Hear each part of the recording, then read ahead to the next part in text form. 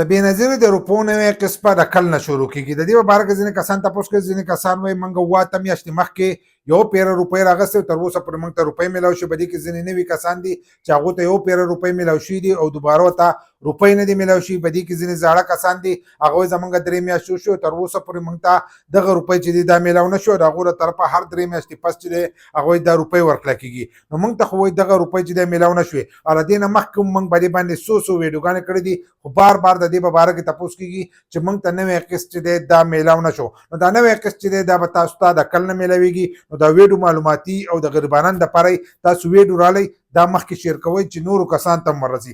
ځکه زیاتر داسې نوي کسان دي چې هغو رجسټریشن کړی دی او هغه په انتظار ناست دي چې روپۍ به موږ ته کله میلاویږي، یو پیره میلاو شي او دوباره نه دي میلاو شي. په دې کې ځینې داسې نوي کسان دي چې هغو ته د سر نه دي میلاو شي او د دې پروګرام دپاره اهل دي. نو که تاسو کتلي چې کله تاسو په 8171 باندې خپل سټیټس وګورئ هلته تاسو ته اهل لیکلي او له پاسه درته پې د سیم هم لیکلي. نو ځینې کسانو سیم کارډ نه دی راغستی، کوشش وکئ چې اول نمبر خو ځان له تاسو خپل سیم چې دی دا راواخلئ.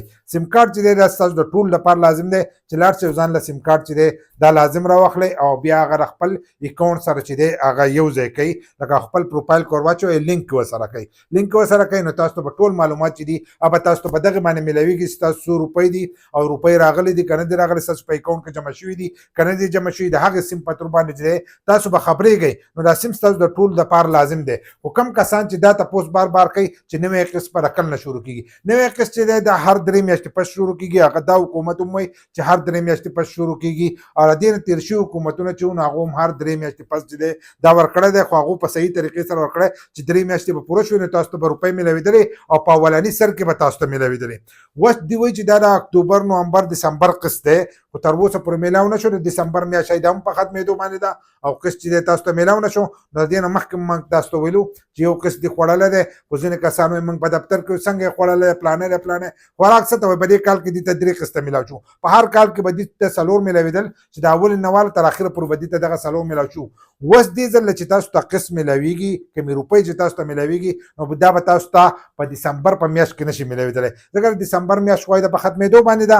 نو په دې کې دا تاسو ته نشي میلاوېدلی ځکه چې په دې کې هغو سیمان ورکوي. که بیا پکې ووایي چې اکاونټونه به موږ هم هلته کې جوړو، په دفتر کې جوړو، نو کېدای شي په جنورۍ کې راته میلاو نه شي. خو د هغو له طرفه دا وینا شوې ده چې په جنورۍ کې به دا روپۍ تاسو ته میلاویږي. خو حالن ساعت داسې اپډیټ نه دی راغلی، داسې معلومات نه دی راغلی چې پوره تاریخ وښولی چې په دغې تاریخ باندې به دا روپۍ شروع کړي. کېدای دا ویډیو تاسو ګورئ په ټایم باندې موږ ته معلومات راشي، موږ په بیا ویډیو جوړه کړو. ځکه اکثر ځینې کسان ویډیو چې دا هغه لیټ ګورو تر اوسه پورې نه دی راغلی. خو د دسمبر په میاشت کې تاسو ته نشي میلاوېدلی، تاسو ته به دا میلاویږي د جنورۍ په میاشت کې. نو په دې کې دا 10-12 ورځې دي چې دا وځي د جنورۍ په میاشت کې انشاءالله کېدای شي دا نوی قسط چې دی دا شروع شي او کوم چې نوي کسان دي هغو ته به هم میلاو شي او کوم چې زاړه دي نو هغو ته به هم میلاویږي.